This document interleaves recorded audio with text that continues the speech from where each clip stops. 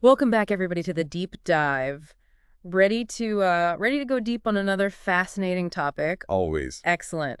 Today, we are diving into the world of international student enrollment Oh, cool. and looking at some trends that are really kind of shaking things up.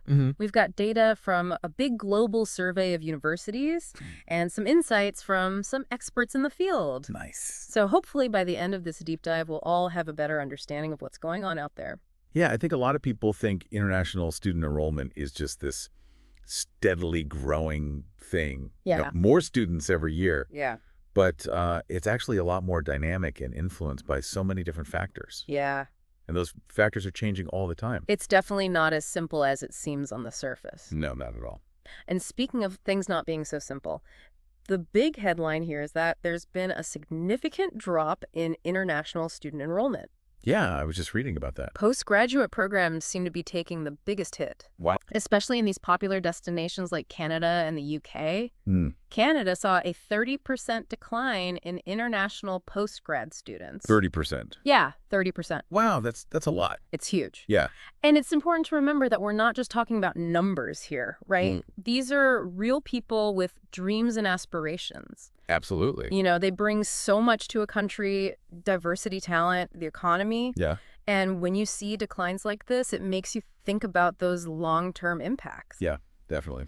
What's really striking is that a lot of these drops are directly tied to government policies and visa restrictions. Oh, interesting. The survey found that 82% of university officials said this was the main reason. 82%. 82%, yeah. It's a huge majority. It is. Wow. So, for example, in Canada, they actually cut the number of student visas issued this year. Yeah.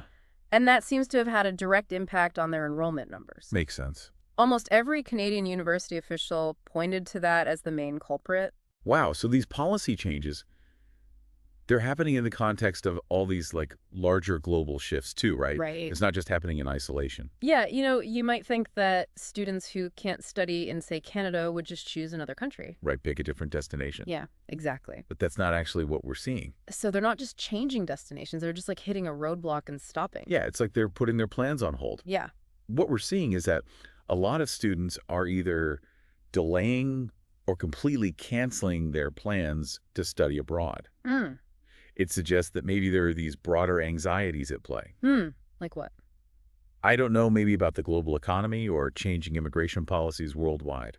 So it's more complicated than just like, oh, if you can't go here, go there. Yeah, it's like a domino effect almost. Yeah. One thing changes and it impacts everything else. Then even if a student does manage to navigate the visa issues, there's still the issue of affordability. Oh yeah, of course. High tuition costs and the rising cost of living everywhere are making it just impossible for a lot of students. It's a problem all over the world. Yeah, and it's getting worse. It is.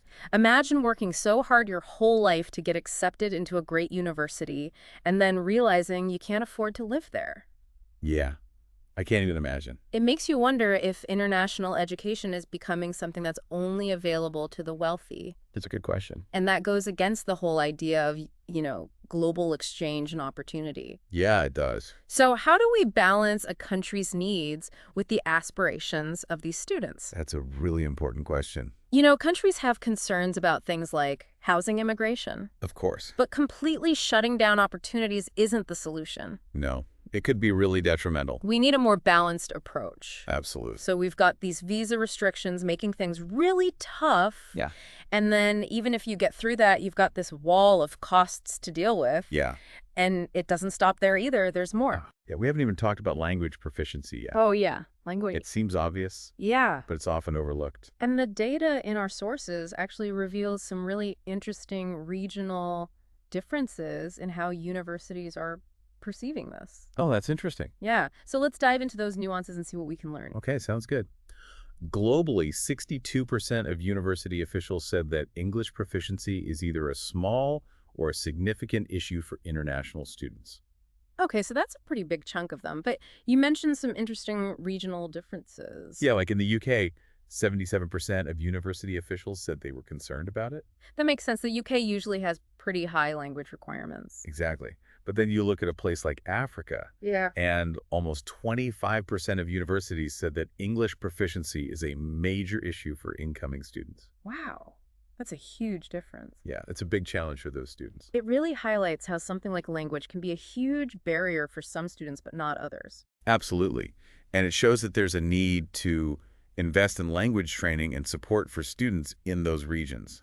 Makes sense, because if you can't communicate, it's going to be tough to succeed. Exactly, like showing up to a game without knowing the rules. Yeah, you're not going to do very well. Okay, so speaking of being prepared to play the game, let's talk about academic admission requirements. You mean like just getting accepted into the university in the first place? Yeah. I would think if a student gets accepted, they're good to go. You think so, but it's actually a bigger obstacle than you might think. Oh, really? How so?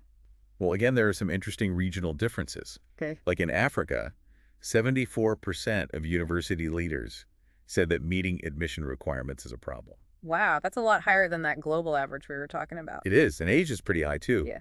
81% of universities there said it was an issue. Huh.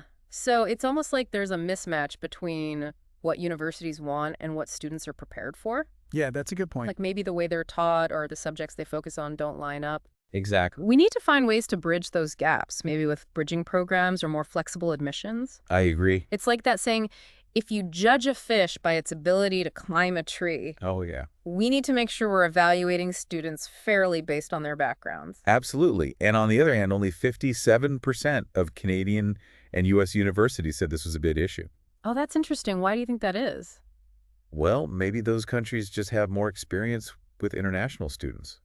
They've been doing it longer. Exactly. So they have more established pathways and support systems. So it's not just about the student, it's also about the university. It takes both sides. Okay, so we've got these visa restrictions, affordability issues, language barriers, and now this whole academic thing. Yeah, a lot. What does it all mean for international education? Well, if you look at the big picture with the drop in enrollment, it seems like a lot of students are giving up. That's sad. It is. That's a loss for everyone. Exactly. We need to shift our thinking. Instead of just seeing numbers, we need to see people. I agree. So where do we go from here? What can we actually do? That's a great question, and I think it starts with awareness. Awareness of the problems, the impacts, the solutions? All of it. Like the first step is admitting you have a problem. Right. And then we can start having those tough conversations. About how to make things better. Exactly. We've got a lot to think about. We do. And I think a great way to wrap up today would be to leave our listeners with a question to ponder. So if you were an international student today, what factors would influence your decision to study abroad? Ooh, that's a really good question. What would your ideal solution to these challenges look like?